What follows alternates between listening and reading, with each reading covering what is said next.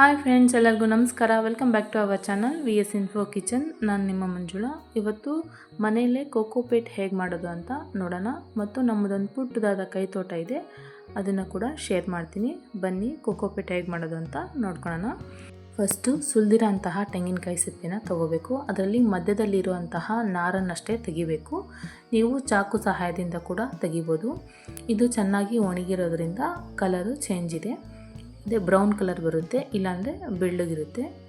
ನಾನು ಇಲ್ಲಿ ತೆಂಗಿನ ನಾರನ್ನು ಸಪ್ರೇಟಾಗಿ ಇಟ್ಕೊಂಡಿದ್ದೀನಿ. ಇದನ್ನು ಒಂದೊಂದಾಗಿ ತಗೊಂಡು ನಾರನ್ನು ಸಪ್ರೇಟಾಗಿ ಬಿಡಿಸ್ಕೋಬೇಕು. ಬಿಡಿಸುವಾಗ ಉದುರುವಂತಹ ಪೌಡರ್ನೇ ನಾವು ಕೋಕೋಪೀಟಾಗಿ ಯೂಸ್ ಮಾಡ್ಕೊತೀವಿ. ಈಗ ಇದನ್ನು ಚೆನ್ನಾಗಿ ರಬ್ ಮಾಡ್ಕೋಬೇಕು. ರಬ್ ಮಾಡುವಾಗ ಇನ್ನೂ ಸ್ವಲ್ಪ ಪೌಡರು ಉದುರುತ್ತೆ. ಕೋಕೋಪೀಟು ಗಿಡಗಳಿಗೆ ಯೂಸ್ ಮಾಡೋದ್ರಿಂದ ಏನು ಉಪಯೋಗ ಅಂತ ನೋಡೋಣ. ಕೋಕೋಪೀಟ್ ಹಾಕೋದ್ರಿಂದ ರೂಟ್ಸ್ಗೆ ಆಕ್ಸಿಜನ್ ಚೆನ್ನಾಗಿ ಹೋಗುತ್ತೆ ಮತ್ತು ನೀರನ್ನು ಜಾಸ್ತಿ ಹೊತ್ತು ಹೋಲ್ಡ್ ಮಾಡಿ ಇಟ್ಕೊಳುತ್ತೆ. ಗಿಡನ ಮತ್ತು ಮಣ್ಣನ್ನು ಡ್ರೈ ಆಗಲಿಕ್ಕೆ ಬಿಡೋದಿಲ್ಲ. ನಾವು ಕೋಕೋಪೀಟ್ನ ಹೊರಗೆ ತರಿಸೋಕ್ಕಿಂತ ಮನೆಯಲ್ಲೇ ಈಸಿಯಾಗಿ ಮಾಡ್ಕೋಬೋದು, ಆದರೆ ಸ್ವಲ್ಪ ಟೈಮ್ ಟೇಕಿಂಗ್ ಅಷ್ಟೇ. ಇದನ್ನು ಚೆನ್ನಾಗಿ ರಬ್ ಮಾಡಿದ ನಂತರ ನೋಡಿ ಇಷ್ಟು ಬಂದಿದೆ ನಮಗೆ ಕೋಕೋಪೀಟು.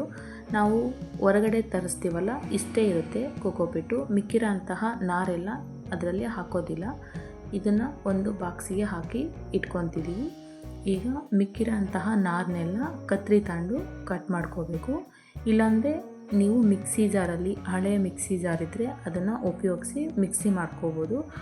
ಕಟ್ ಮಾಡಿರೋಂತಹ ಕೋಕೋಪೀಟ್ನ ಮತ್ತು ಪೌಡರ್ನ ಎರಡನ್ನೂ ಬಕೆಟಲ್ಲಿ ಸೇರಿಸಿ ಇದನ್ನು ಕ್ಲೀನಾಗಿ ವಾಶ್ ಮಾಡ್ಕೋಬೇಕು. ವಾಶ್ ಮಾಡ್ದಲೇ ಕೋಕೋಪೀಟ್ನ ಗಿಡಗಳಿಗೆ ಹಾಕಬಾರ್ದು. ಇದರಲ್ಲಿ ಇರುವಂತಹ ಸೋಡಿಯಂ ಅಂಶ ಅಂದರೆ ಉಪ್ಪಿನಂಶ ಜಾಸ್ತಿ ಇರೋದ್ರಿಂದ ಇದನ್ನು ವಾಶ್ ಮಾಡಿ ಗಿಡಗಳಿಗೆ ಯೂಸ್ ಮಾಡ್ಕೋಬೇಕು. ಇದನ್ನು ಚೆನ್ನಾಗಿ ಹಿಂಡಿ ನೀರೆಲ್ಲ ತೆಗಿಬೇಕು. ತೆಗೆದು ಒಂದು ಟಬ್ ಒಳಗಡೆ ಹಾಕ್ಕೊಳ್ಳಿ.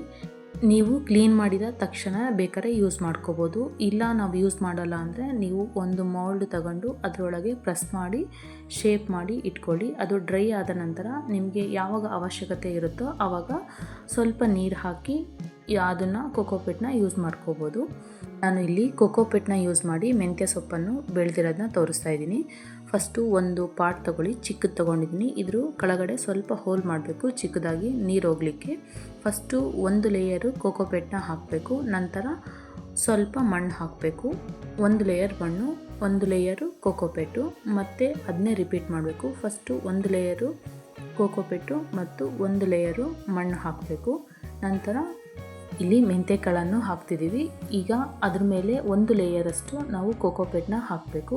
ಕೋಕೋಪೀಟ್ನ ಹಾಕಿದ ನಂತರ ಒಂದು ಸ್ಪ್ರೇ ಬಾಟಿಲ್ ತಗೊಂಡು ಸ್ಪ್ರೇ ಮಾಡಿದರೆ ಸಾಕಾಗುತ್ತೆ.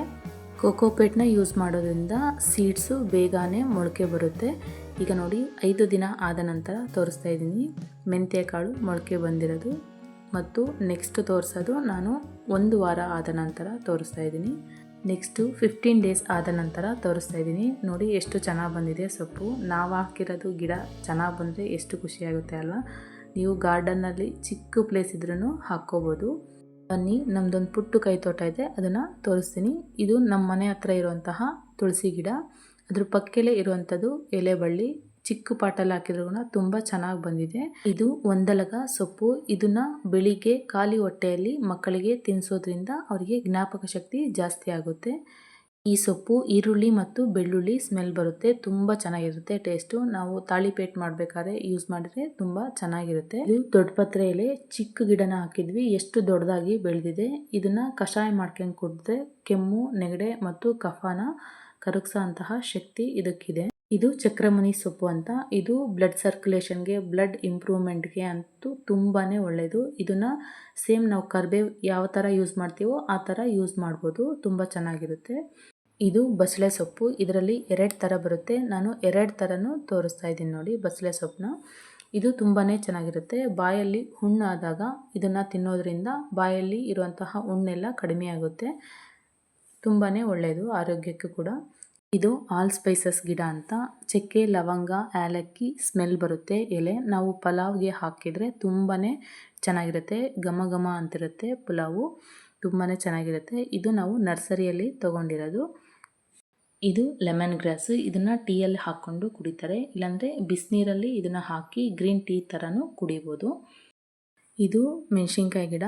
ನೆಕ್ಸ್ಟ್ ತೋರಿಸೋ ಅಂಥದ್ದು ವಾಂಗಿಭಾತ್ ಬದನೆಕಾಯಿ ತುಂಬ ಚೆನ್ನಾಗಿ ಬಿಟ್ಟಿದೆ ನೋಡಿ. ನಾವು ಈ ಎಲ್ಲ ಗಿಡಗಳಿಗೆ ಡೈಲಿ ಅಡುಗೆ ಮನೆಯಲ್ಲಿ ಸಿಗುವಂತಹ ವೇಸ್ಟನ್ನೇ ಯೂಸ್ ಮಾಡಿ ಬೆಳೆದಿರೋ ಅಂಥದ್ದು. ನಿಮ್ಮ ಮನೆಯಲ್ಲಿ ಒಂದು ವೇಸ್ಟ್ ಬಕೆಟ್ ಇದ್ದರೆ ತಗೊಂಡು ಅದು ಡೈಲಿ ಸಿಗುವಂತಹ ತರಕಾರಿ ಸಿಪ್ಪೆ, ಹಣ್ಣಿನ ಸಿಪ್ಪೆ, ಈರುಳ್ಳಿ ಸಿಪ್ಪೆ ಎಲ್ಲ ಹಾಕಿ ಇಟ್ಟರೆ ಅದೇ ಕಂಪೋಸ್ಟ್ ಥರ ಆಗುತ್ತೆ.